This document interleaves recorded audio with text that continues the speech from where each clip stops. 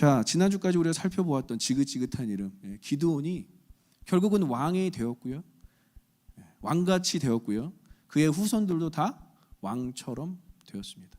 놀라운 것은 그에게 70명의 아들이 있었는데 그의 친자식이 아니라 첩을 두어서 난 아들, 뭐라고 하죠? 서자라고 하나요? 아무튼 그 아들조차 이름을 아비멜렉으로 지어서 나의 아버지는 왕이시다라는 이름으로 그 아들이 직접적으로 사사로 또 이스라엘을 통치하게 합니다.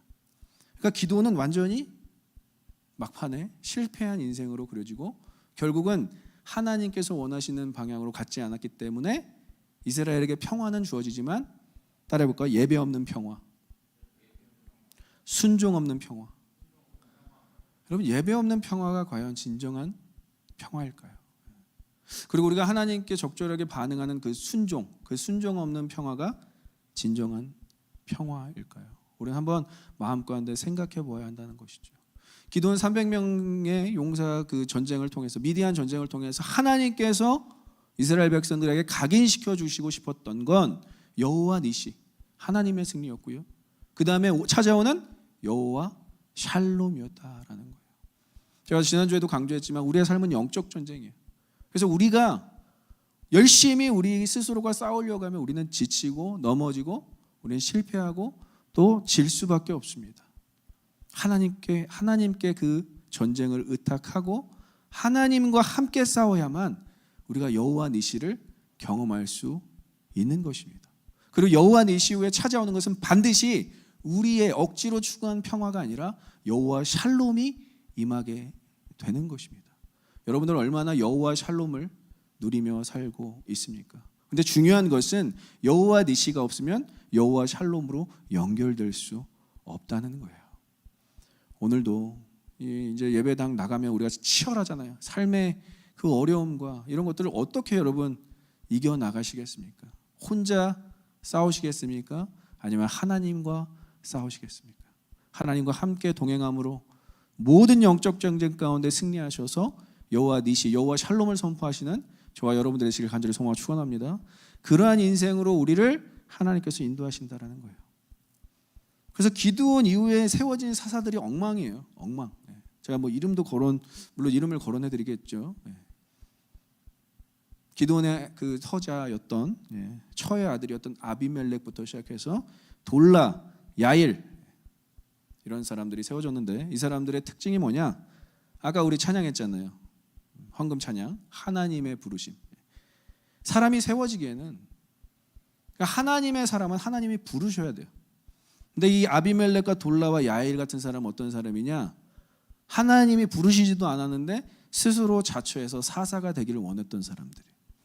오늘 본문의 전 구절을 이제 여러분들이 읽어보시면 그런 내용들이다. 자신들이 스스로 일어나서 쿰이라는 단어가 쓰여져서 자신들이 스스로 일어났다라는 거예요. 수동태가 아니라 자신들이 스스로 일어나서 하나님의 사사가 되기를 자처했다라는 거예요. 이런 게 얼마나 무서운 건지 몰라요, 여러분. 이 시대에 많은 목회자들이 있습니다. 정말 많은 목회자들이 있어요. 근데 많은 목회자들 가운데 부르심 없이 목회자를 선택한 사람들이 있다는 거예요. 놀랍게도 여러분. 저는 전도사 시절만 거의 한 16년을 했거든요. 근데 목사 안수 이제 목회가 이제 길어지다 보니까 목사 안수에 대한 제안을 받고 이 목사 안수 준비를 하잖아요. 공부를 하고 이제 그 뭐 인터뷰를 준비하고 정말 많이 고민했어요. 정말 많이 고민했어요. 내가 왜 목사가 돼야 되는가? 정말 많이 고민했어요. 근데 하나님께서 그 고민하고 기도하는 그 중에 요한복음 21장을 딱 저에게 펼쳐주시면서 하나님께서 베드로를 부르시는 장면. 전 딱 한 가지밖에 없어요. 네가 나를 사랑하느냐? 베드로야? 그렇다면 내 양을 먹이라. 저는 그 말에 순종하는 마음으로 그럼 주님 제가 있는 것 갖고 성도들을 먹이고 여러분 제가 여러분들을 밥사 드리는 분도 있죠. 근데 제가 제 돈 갖고 여러분들을 먹이고 이런 게 아니라 저는 제가 공부하고 제가 치열하게 목회 현장에서 살아낸 그 부분 갖고 여러분들을 먹일 수밖에 없는 것. 그것이 저의 부르심이고 그게 저의 목회적 방향이라고 생각을 해요. 근데 오늘날 많은 사람들이 부르심 없는 목회를 하다가 희한하게 다른 길로 방향으로 가는 모습들이 많이 있었다라는 것이죠. 그래서 이들의 결과는 사실 성경에서 드러나지는 않지만 뻔한 거예요. 불보듯 뻔한 것입니다. 뭐 아비멜렉, 돌라, 야일 이런 사람들이 자초해서 사사가 되었을 때 이스라엘은 계속해서 예배 없는 평화, 순종 없는 평화, 결국은 하나님 없는 평화만 지속되었다라는 것이죠. 저희 여러분들에겐 지도자가 너무 중요합니다.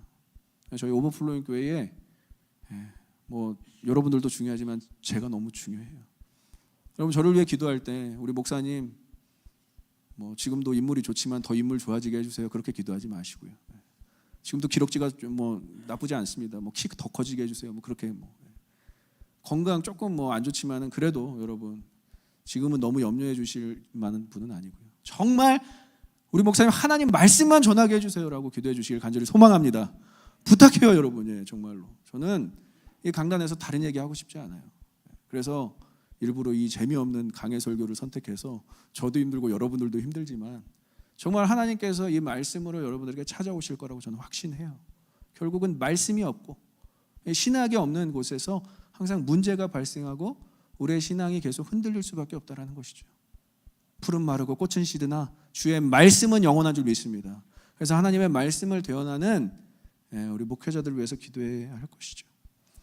중요한 것은 기드온 집안의 올무를 우리가 확인했었죠. 자기 스스로가 금으로 에봇을 만들어서 1,700 세겔이나 되는 금으로 에봇을 만들어서 자신의 성읍 오브라의 대제사장 역할을 자처했다라는 거예요. 스스로 그 역할을 자처하다 보니까 이제는 사사가 되겠다고 자처하는 사람들이 많아졌다라는 거예요.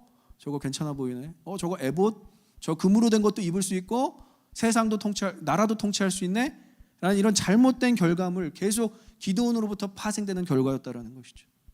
그래서 이스라엘은 어떠한 결과를 맞게 되느냐? 6절 우상 숭배는 더욱더 심화되었다라는 거예요. 같이 읽어보겠습니다. 이스라엘 자손이 다시 여호와의 목전에 악을 행하여 바알들과 아스다롯과 아람의 신들과 시돈의 신들과 모압의 신들과 암몬 자손의 신들과 블레셋 사람들의 신들을 섬기고 여호와를 버리고 그를 섬기지 아니하므로. 세상에 한두 가지가 아니에요. 여러분 일본이란 나라 아시죠? 뭐 젓가락도 숭배한다고 숟가락도 숭배한다라고 하는데 뭐 고양이 이렇게 하는 그런 것도 숭배하고 온갖 잡신이 다 들어와 있는 거예요. 여러분 이게 이스라엘 백성들의 한계점이었다는 거예요. 그 기드온의 잘못된 선택으로 인해서 정말 심각한 상황이 발생했다라는 거예요. 바알과 아스다롯은 가나안 땅의 원주민들의 신이에요. 그러니까 뭐 이것은 어떻게 보면 이스라엘 백성들에게 너무 근접해 있었다라는 것이죠. 그러나 아람, 시돈, 암몬, 모압, 블레셋의 신들은 다 동서남북 쪽에 배치되어 있습니다. 그들이 뭐 침략하지 않거나 이스라엘 백성들이 그쪽으로 가지 않으면 굳이 만나지도 않을 신들이에요. 물론 그 신도 존재하지도 않지만. 그러니까 이런 다양한 신들을 섬겼다라는 것이죠. 통치국의 우상 숭배만을 한 것이 아니라 잔존에 있는 각종 모든 잡신을 숭배했다라는 것이 오늘 서론입니다. 이걸 뭘 의미하죠? 여러분 오늘날 다원주의, 종교 다원주의. 하나님도 믿고 석가도 믿고 마호메트도 믿고 예수님도 믿고. 종교 다원주의가 지금 고대 근동 이스라엘 백성들에게부터 일어났다라는 거. 언제 출애굽 후에 가나안 정복 후에 바로 몇 세기 지나지 않아서 종교 다원주의가 일어났다라는 거예요. 그러니까 이 세상에 종교 다원주의가 만연해 있는 거 여러분 그렇게 놀랄 일도 아니에요. 지금 수세기가 지났지만은 종교 다원주의가 어떻습니까, 여러분? 여러분들의 그 주변에 만나는 사람들을 보면 그런 사람들 많을 거예요. 제가 예전에 예전 얘기해서 좀 미안한데 신앙 좋다고 하는 소위 말하는 신앙 좋다고 하는 권사님 댁에 방문했어요. 근데 그 권사님 댁에 지하 여장군, 지하 대장군, 장승이 탁자에 있더라고요. 그래서 제가 기도하고 해야 되는데 권사님 이렇게 표시했다가 저거 아무것도 아니라 그냥 좀 마음이 평안해져서 저거 잠깐 세워놨다고. 제가 그 집을 다 뒤져보려다가 또 무슨 신들이 나오나 두꺼비도 나오지 않았나 막 생각하는데 그게 너무나 만연해 있어요. 그런 걸 보면서 자식들이 뭘 배우겠습니까? 종교 혼합주의, 다원주의 이런 것들을 고스란히 따라한다는 거예요. 여러분 잘 들으십시오. 성경에서 성경 전반적으로 하나님께서 세상을 심판하실 때가 언제냐? 제가 참 지난주 우리 성경 공부할 때 우리 그 왜 북이스라엘을 그렇게 잔혹하게 아수르에 넘기셔서 사마리아 땅을 계속 그 땅에 사는 사람들을 개들로 취급받게 하셨나 이런 부분들을 누가 질문해서 제가 대답한 것은 하나님께서 가장 엄벌하실 때는 언제냐? 그냥 가장 엄벌하시는 땅은 뭐냐? 혼합이에요. 혼합. 다 혼합, 다 짬뽕돼 있는 거예요. 여러분 뭐 유튜브에서 뭐 나오거나 말거나 동성연애 그 법 받아들이면요 모든 게 다 허용이 됩니다. 모든 게 다. 모든 우상 숭배가 다 그 결부되어 있는 거예요. 다. 그래서 이것은 우리가 철저하게 배타해야 되는 부분이고요. 포용해야 될 부분은 다 따로 있는 것이죠. 그래서 창세기 6장에 하나님의 아들 그 셈 족속이 셋 족속이죠. 셋 족속이 사람의 딸들의 아름다움을 보았을 때 가장 세상에는 다원주의가 만연했고 혼합주의가 만연했다라는 거예요. 그러니까 하나님께서 심판하실 수밖에 없는 땅이 되어버린 거예요. 왜냐? 혼합이 일어나니까 하나님의 아들들이 하나님의 영을 갖고 있는 사람들이 세상에 사람의 딸들의 아름다움으로만 취했더니 세상이 혼탁해지고 혼합해졌다라는 것이죠. 그래서 팀 켈러 목사님은 이런 얘기를 하셨습니다. 우상 숭배로 인해서 사사기 시대의 이스라엘 백성들이 통치를 받았을 뿐만이 아니라 이 통치를 받는 식민화가 우상 숭배로 이어지는 메커니즘이 형성됐다라는 거예요. 우상 숭배로 인해서 식민화가 됐고요. 또 식민화가 또 우상 숭배로 이어졌고요. 그러니까 잡신이 다 만연해 있었던 암흑기였다라는 것이죠. 여러분 우상 숭배조차 다양하게 일어난다는 것은 무엇을 의미하냐면 회개할 기회가 더디어진다라는 의미입니다. 그래서 우리가 가지치기라고 하죠. 소위 우리가 우상 숭배 우리가 그 의지하고 있는 대상들이 많아지면 얼마나 잘라내야 될 게 많을까요? 중독이란 게 바로 그런 거죠. 우상 숭배의 수많은 옵션에 인간이 나는 내 자유의지를 마음대로 발현하는데 라고 생각하면 큰 오산이라는 거예요. 오히려 우상 숭배로 인해서 우리가 자유의지를 잃고 통제력을 잃게 되는 것입니다. 왜냐? 우상 숭배가 나를 장악하기 때문에 그래요. 완전히 반대의 개념이에요. 우리가 숭배하는 것이 아니라 그 숭배의 대상이 우리를 장악하고 통제하는 거예요. 그래서 여기 이제 심리학 공부하는 분도 계시지만 중독은 자기 위로 혹은 자기 위안이라는 명분이 있습니다. 그러나 그 명분으로 계속 그 중독된 그 대상과 계속 신뢰관계를 형성하면 뭐가 문제냐면 자기의 통제력을 상실하게 된다는 거예요. 마약 중독자들, 알코올 중독자들 처음에는 위안이죠. 좋죠. 처음에는 위로죠. 좋죠. 인간관계도 마찬가지예요. 처음엔 좋죠. 그러나 이게 중독이 돼버리면 내가 통제력을 상실한다는 거예요. 하나님께서 우리에게 세상을 창조하시고 우리를 창조하시고 뭘 말씀하셨죠? 생육하고 번성하고 땅에 충만하라. 땅의 모든 것을 다스려라. 믿으십니까? 근데 그 다스려야 할 것에 다스림을 받는 것이 여러분 우상 숭배라는 거예요.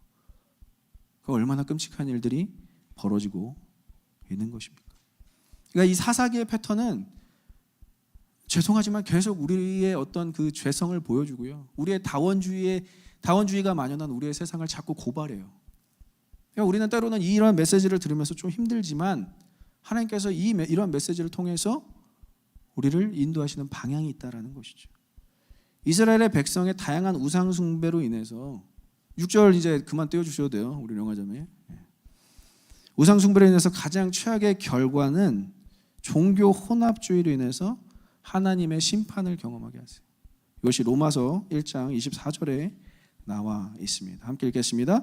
그러므로 하나님께서 그들을 마음의 정욕대로 내버려 두사 그들의 몸을 서로 욕되게 하게 하셨으니 내버려 두심이 있다라는 거예요.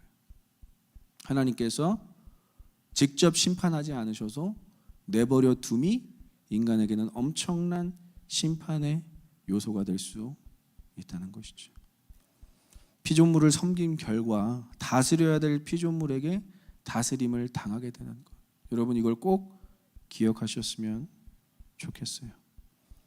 그러나 이 사사기가 또 이야기하는 건 뭐죠? 우상 숭배로 인해서 약탈과 죽임을 당하고요. 블레셋 암몬에게는 약탈과 죽임을 당하고 우상 숭배로 인해서 이스라엘 백성은 또 나라를 빼앗기고 노예 생활을 시작했는데 장작 18년이라는 시간 동안 노예 생활을 하게 됩니다. 그들의 억압과 핍박은 최악으로 진행되는 고조된 상태였고요. 그래서 그들은 다시 감사하게도 사사기 패턴에 의해서 여호와께 구원을 부르짖었다라는 것이 오늘 본문의 서론입니다. 그러나 매번 사사기 패턴과는 다르게 기드온 때까지는 다르게 아비멜렉 야훼를 돌아갈 때까지는 다르게 하나님께서 유일하게 거절하시는 장면이 오늘 등장해요. 처음으로 사사기 1장부터 7장까지는 한 번도 그런 일이 없었는데 지금 처음으로 하나님의 거절이 처음으로 10장에서 나타나고 있습니다. 여러분, 하나님의 거절하심을 경험한 적이 있습니까? 굉장히 조심스러운 질문이에요. 여러분들 뭔가를 기도를 했을 때, 여러분들 뭔가 신앙생활을 열심히 했고 정말 헌신하며 봉사했는데 하나님께서 거절하시는 것 같은 느낌을 받으신 적이 있습니까? 저는 거기에 반드시 하나님께서 주시는 영적 교훈이 있다고 생각을 해요. 그것을 거절로만 생각할 것이 아니라 우리에게 반드시 전달하시는 메시지가 있다는 것이죠. 그것을 한번 세 가지로 여러분들과 함께 알아보도록 하겠습니다. 첫 번째 한번 따라해 볼까요? 하나님의 거절에는 타당한 이유가 있다.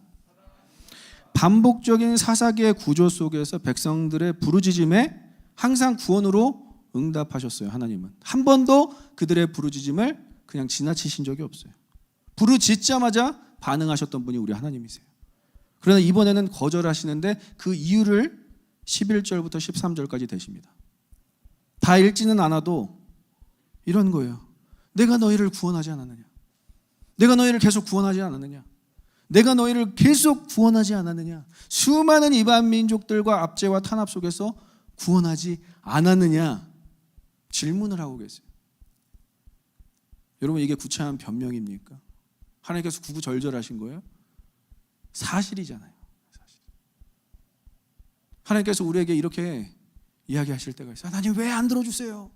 하나님 왜 내 말을 내 기도에 응답하지 않으세요? 여태까지 한 것은, 여태까지 내가 은혜 준 것은,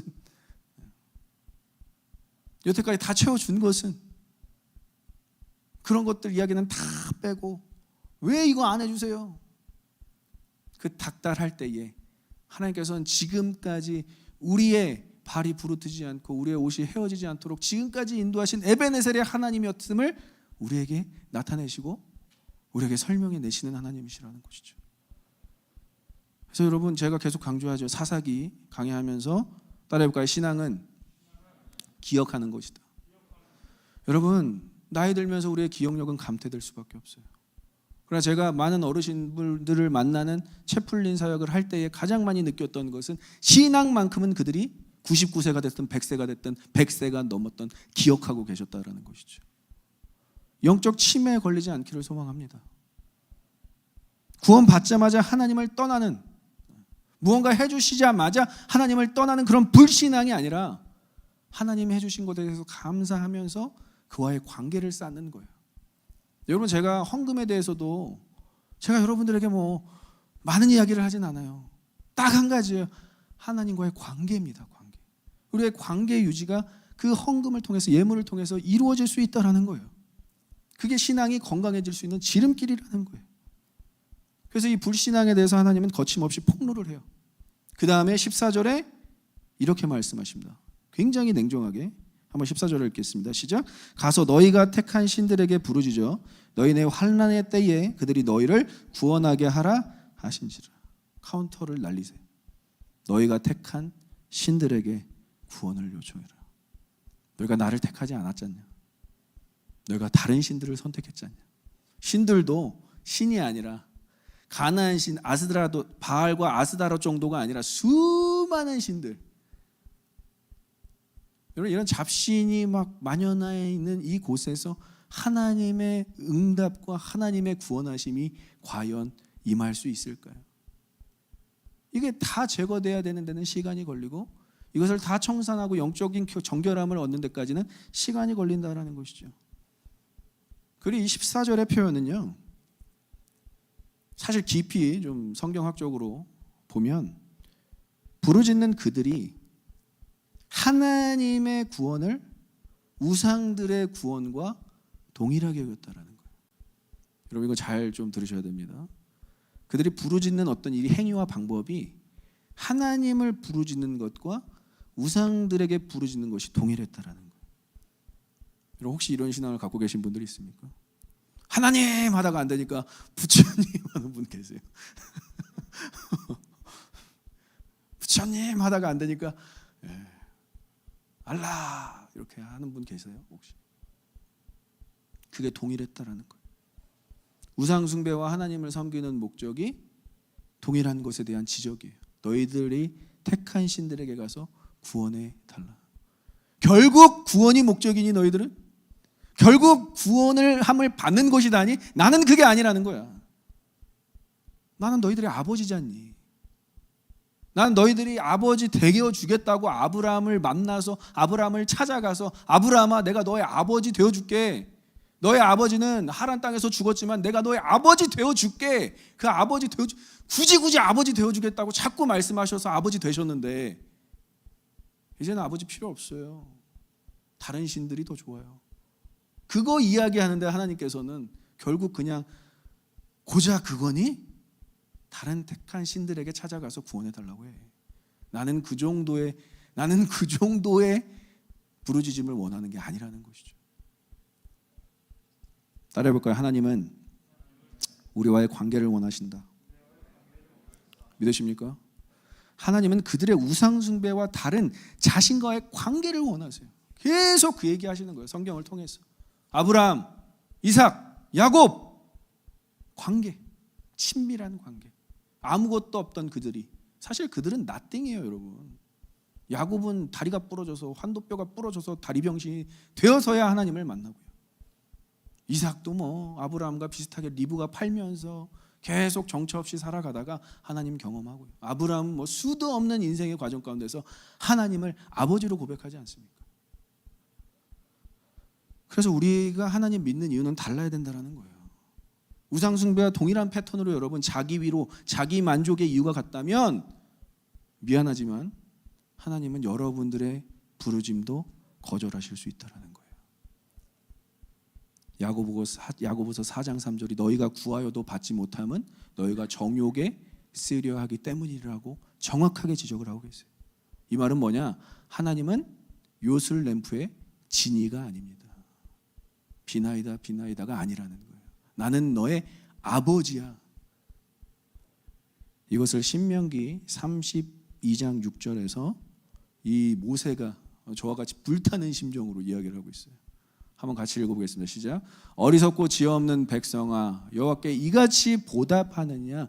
그는 내 아버지시요 너를 지으신 이가 아니시냐? 그가 너를 만드시고 너를 세우셨도다. 믿으십니까? 이것이 우리의 신앙이 되시길 간절히 소망합니다. 우리의 아버지요 우리를 만드시니 우리를 세우신 분, 우리를 부르신 분. 여기까지 가는 것이 우리 신앙생활의 목표라는 거예요. 제가 요즘에 진짜 몇 개월 안 됐지만 저희 20개월 됐거든요. 저희 아들이 자식을 키우면서 참 이게 너무나 많이 느껴져요. 왜냐하면 제 아들이 아침에 딱 일어날 때 엄마를 찾죠. 엄마를 무조건 찾죠. 근데 엄마가 뭐 화장실에 갔거나 엄마가 좀 외출을 했던 그런 날이 있으면 눈을 뜨자마자 아빠를 보게 됩니다. 아빠를 보자마자 우리 아들의 반응이 울어요. 너무 심하게 울어요. 엄마, 아빠 아니야. 근데 딱 한마디에 울음을 멈춰요. 사탕이라고 딱 하면 그냥 울음을 딱 멈춘다. 막 울다가 사탕 이러면 사탕? 하고 올라가요. 제가 뭘 느끼냐면 야 얘는 사탕 주는 아저씨를 따라갈 수도 있겠구나. 비타민C 그 뽀로로 비타민C 사탕이 있거든요. 그거 주는 아저씨를 따라갈 수도 있겠구나. 그냥 비타민C 사탕 주는 아저씨와 저와 이 우리 아들이 동일하다고 생각하면 좋겠습니까? 기분이 너무 기분이 나쁘죠. 하나님도 동일하시다라는 거예요. 고작 우리 불편함만 들어주시는 그 뭐 그런 잡신도 없지만 그런 저급한 신들과 하나님 아버지이신 분, 우리를 만드시고 창조하시고 우리를 지금까지 인도하시고 우리를 위해서 지금도 정말 그 구원 역사를 펼치셔서 자기 아들을 보내시면서까지 우리를 구원하신 분과 비교를 한다면 하나님 마음이 어떠시겠어요? 거절에는 타당한 이유가 있다는 것이죠. 그래서 하나님께서 거절하실 때 여러분 그 이유를 가만히 생각해 봐야 돼요. 우리가 뭘 잘못하고 있는가? 내 안에 혹시 다원주의 가치관이 스며들지는 않았나? 내가 하나님보다 더 많이 의지하는, 마치 우리 아들이 옆집 아저씨를 찾아갈 수 있는 그런 의지의 대상이 내 안에 생기진 않았나? 여러분들 한번 깊이 고민해 보아야 된다는 것이죠. 두 번째 따라보겠습니다. 하나님의 거절에는 가르침이 있다. 하나님의 가차없는 거절은 이스라엘 백성들을 각성시켰어요. 이게 어디서 나타나냐면 그들의 고백이 바뀌어집니다. 처음에는 막 부르짖어요. 우리가 하나님을 버렸습니다. 우리가 다른 신들을 섬겼습니다. 그런데 15절에서 하나님께서 딱 그들의 부르짖음을 거절하니까 15절에 그들의 기도가 바뀝니다. 그들의 고백이 바뀌어요. 15절 한번 같이 읽겠습니다. 이스라엘 자손이 여호와께 여쭈되 우리가 범죄하였사오니 주께서 보시기에 좋은 대로 우리에게 행하시려니와 오직 주께 구함나니 오늘 우리를 건져내옵소서 하고, 하나님께서 죄인인 범죄를 한, 우상 숭배를 한 자신들을 심판하셔도, 내버려 두셔도, 하나님 보시기에 좋은 대로 행하셔도 우리는 하나님께만 자비를 원하겠다라는 간절함이 있어요. 마치 이런 거죠. 나를 버리시고 나를 채찍질하시고 나를 때리시고 나를 심판하셔도 나는 하나님만의 소망을 두겠습니다 라고 이스라엘 백성들이 고백이 바뀌어요. 고백이. 다른 신이 아닌 이 오직이라는 단어, 히브리어 단어도 중요하고 헬라어 단어도 중요해요. 오직이라는 단어는 유일신 신앙관을 이야기해요. 야훼, 오직 하나님 한 분이십니다. 제가 얘기했죠. 기드온도 사사로 부르심 받을 때 엘로힘인지 야훼인지 계속 헷갈리는 상황에서 여기서 표현되는 것은 엘로힘, 다양한 신들을 의미하는 게 아니라 야훼, 스스로 있는 자, 오직 유일하신 분을 고백하고 있다는 것이죠. 그럼 우리가 이 15절의 내용을 보면서 그들이 스스로 깨달은 것이 아니라 하나님의 거절하심으로 인한 포인트로 인해서 확 깨달았다는 거예요. 단번에 깨달았다는 거예요. 우리는 다른 신들을 섬길 만한 사람들이 아니라 오직 하나님만 섬기고 하나님께만 구원이 있음을 고백해야 되는 것이구나. 즉 하나님의 거절에는 놀라운 가르침이 있다라는 거예요. 지금 이스라엘 백성들의 고백이 바뀌었어요. 이스라엘 백성들의 태도가 바뀌었어요. 우리가 심판을 받을지라도 오직 구원은 하나님께만 있습니다. 여러분 하나님께 지금 15절 내려주셔도 돼요. 하나님께 우리가 만약에 무언가의 심판을 받고 뭔가의 채찍을 받고 뭔가의 훈계를 받는다면 여러분 그걸로 인해서 하나님을 원망하시겠습니까? 불평하시겠습니까? 아니면 그곳에 담긴 하나님의 뜻을 발견하고자 노력하시겠습니까? 저는 진짜 신앙생활 열심히 하신 분들이 때로는 어려움을 겪는 것을 볼 때 너무 안타까워요. 하나님 왜 그러세요? 하나님 안 그러셔도 되잖아요. 막 진짜 말씀만 갖고 막 치열하게 살아가는 분들에게 갑자기 교통사고가 나고요. 갑자기 막 타이어에 막 못이 박히고요. 왜 그런지 모르겠어요. 잘 되던 일도 막 갑자기 안 되고요. 그래서 제가 막 그분들에게, 여러분 아마 느끼실 거예요. 제가 그분들에게 전화를 하고 물어봐야 되는 되게 조심스러운 때가 있어요. 근데 너무나 감사한 건 뭔지 아십니까? 그런 거를 하나님의 심판, 징계, 훈계로 받아들이지 않고 하나님께서 무언가를 행하실 일들에 대해서 위장된 축복으로 받아들이는 성도들을 보면서 제가 성장하게 돼요. 야, 진짜다. 여러분 미안하지만 목회자는요 거기까지 못 갈 수도 있어요. 세상을 그렇게 여러분들처럼 치열하게 안 사는 분들이 많기 때문에. 저는 물론 치열하게 살지만, 근데 때로는 여러분들의 삶이 너무 치열해서 하나님 저대로 냅둬도 되겠습니까? 라고 생각할 때 그분들의 고백이 틀려요. 그분들의 삶의 간증이 틀려요. 그러한 일들을 경험하고 나서 오히려 더 견고해지고 더 하나님만 붙잡고 더 하나님 아니면 안 되겠다라는 믿음이 생겨요. 놀라운 거죠. 그건 제가 여러분들에게 뭐 심어주는 것도 아니고 여러분들 스스로가 그것을 갖게 되는 거예요. 그러니까 작은 일들로 인해서 발생하는 그 작은 걸림돌들로 인해서 하나님을 다 저버리는 신앙이 아니라 오히려 우리의 어려움과 우리의 고통과 우리의 힘듦이 하나님께로 인도하는 더욱더 지름길이 된다는 것을 믿으시는 저와 여러분들이 되시길 소망합니다. 그게 하나님께서 인도하시는 지름길. 욥기가 그 얘기를 하고 있는 거예요. 욥기가 내가 하나님을 귀로만 들었사오나 이제는 눈으로 봅니다. 고통을 통과한 사람은 하나님을 귀로 듣는 게 아니라 하나님을 본다라고 고백하고 있어요. 저와 여러분들이 신앙생활 할 때 하나님을 봐야 되지 않겠습니까? 하나님을 보기를 소망하십니까? 하나님 보기를 원하십니까? 고통과 어려움들을 능히 신앙으로 믿음으로 통과하시는 저와 여러분들의 되시길 소망하고 축원합니다. 그것이 하나님을 볼 수 있는 지름길이라면 오늘도 하나님께서는 우리를 그 현장으로 그 치열함 가운데 살게 하신다라는 거예요. 근데 오늘 본문은 좀 틀리죠. 이 죄 때문에 그런 거잖아요. 죄 때문이라도 하나님께서는 이렇게 말씀하세요. 예레미야 10장 18절. 예레미야 10장 18절을 함께 준비됐을 텐데 읽어보겠습니다. 시작. 여호와께서 이와 같이 말씀하시되 보라 내가 이 땅에 사는 자를 이번에는 내던질 것이라 그들을 괴롭게 하여 깨닫게 하리라 하셨느니라. 믿으십니까? 하나님께서 우리의 죄로 인해서 그들을 내버려 두심. 제일 무섭다라고 했죠. 내버려 두심. 심판, 바로 심판을 가하고 바로 진멸하시는 것이 아니라 내버려 두심. 잘못된 것을 깨닫게 하는 거절이 있다는 것이죠. 잘못된 것을 고치기 위한 거절이 있다는 것이죠. 제가 오버플로잉 교회 초창기 목회할 때 참 많은 거절을 했던 것 같아요. 초반에는 이게 뭔지 모르고 저한테 물어보시는 분들이 있더라고요.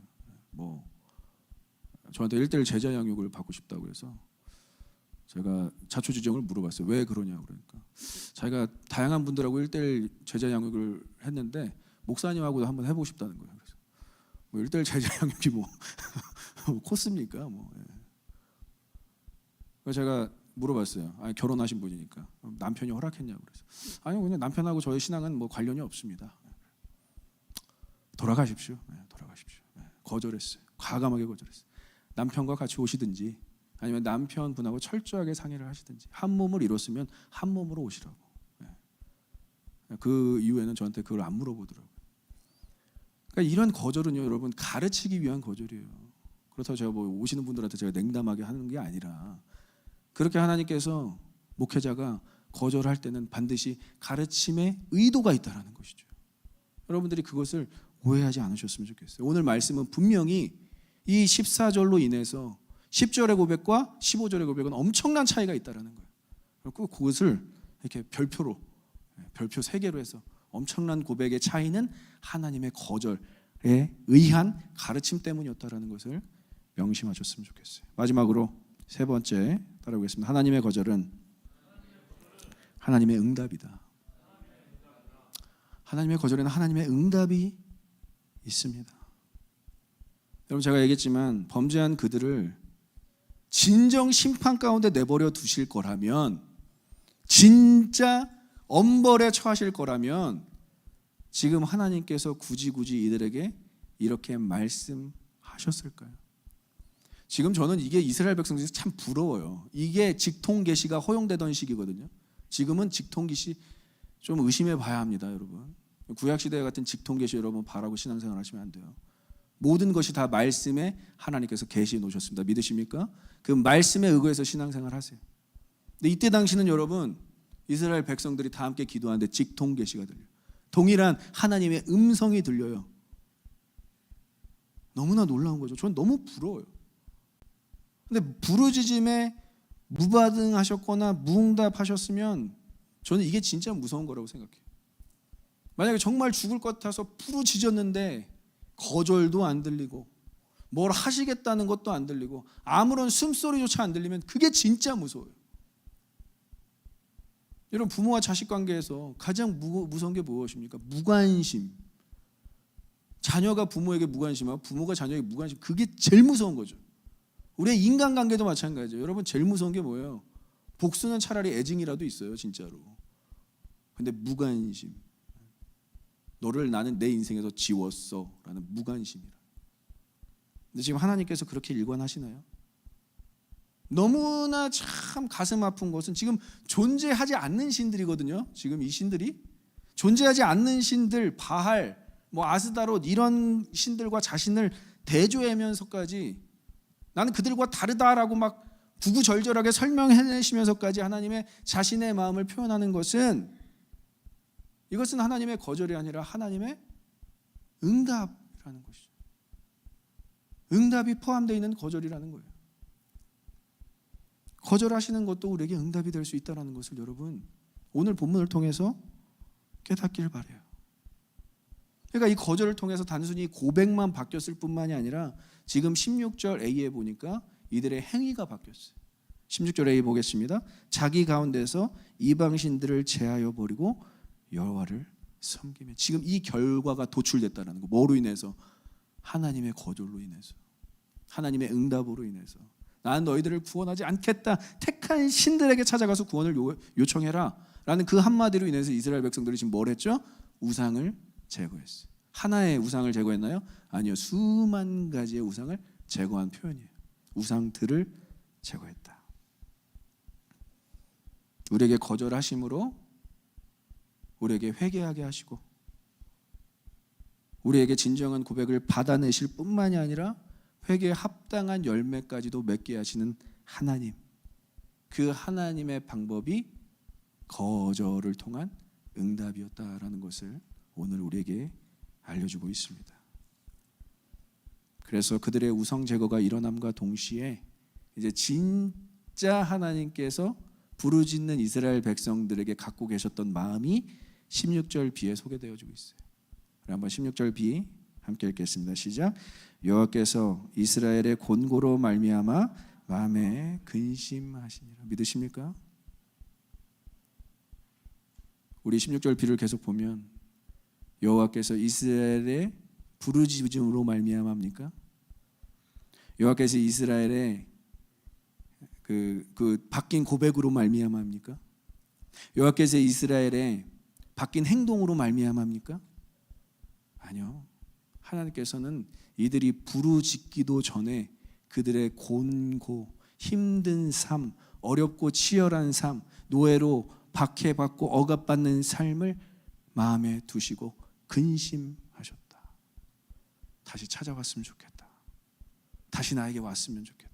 다시 돌아오기만 한다면 나는 너희들을 구원해낼 것이다. 시기와 때는 하나님이 정하시지만 그 자녀들을 보시면서 안타까워하신 마음이 그들의 곤고로 말미암아 근심하셨다라는 표현이에요. 이게 우상숭배랑 연결된 구절이 아니에요. 우상숭배 하였더니 공고하였더라, 그런 법칙이 존재하는 것이 아니라 하나님은 우리를 계속 보시면서 우리를 걱정하고 계시고 우리를 곤고한 부분들을 마음에 두고 계신다라는 거예요. 왜냐? 우리의 아버지시기 때문에 그렇습니다.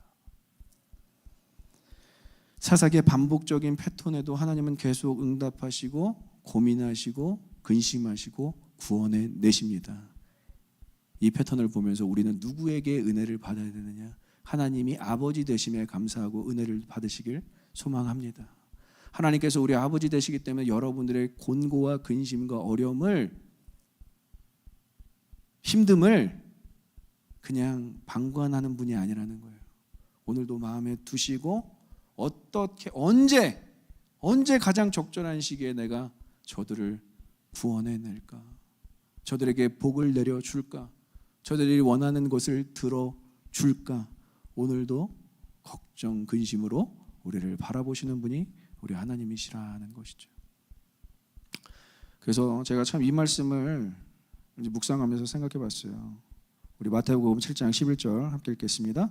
너희가 악한 자라도 좋은 것으로 자식에게 줄 알거든 하물며 하늘에 계신 너희 아버지께서 구하는 자에게 좋은 것으로 주시지 않겠느냐. 믿으십니까?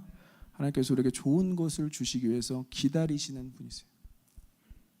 막 세상에 악한 사람들도 자기 자식들은 좋은 거 주려고 막 고민하고 그러잖아요. 이게 이 표현 자체가 그래요. 악한 사람은 악한 것을 줘야 되고, 악한 사람은 막 그 자녀가 악해지는 것도 막 허용해야 되는데, 그게 아니라 악한 자라도 좋은 것 주려고 한다라는 거예요. 하물며 우리 아버지가 거절을 하셨다는 것은 반드시 이유가 있지 않을까. 우리에게 악한 것 주지 않고 좋은 것 주시려고. 자식이 쓰지도 못하는 칼, 부엌 칼을 달라고 조르면 여러분들의 부모 입장에서는 그걸 주시겠습니까? 아니면 그 칼을 쓸 수 있을 때 주시겠습니까? 하나님의 마음은 그렇다라는 거예요. 오늘도 우리가 만약에 하나님의 거절하심과 같은 그런 스테이지를 경험하고 있다면 여러분 그렇게 꼭 기억하셨으면 좋겠어요. 이 거절 또한 하나님의 응답입니다. 내가 회개해야 될 거 회개하고, 우상 숭배 제거할 거 제거하고, 죄된 것들 뿌리치고 다시 하나님께 구원을 부르짖겠습니다. 이러한 마음으로 믿음 생활하시고 신앙 생활하셔서 승리하시는 저와 여러분 되시길 간절히 소망하고 축원합니다.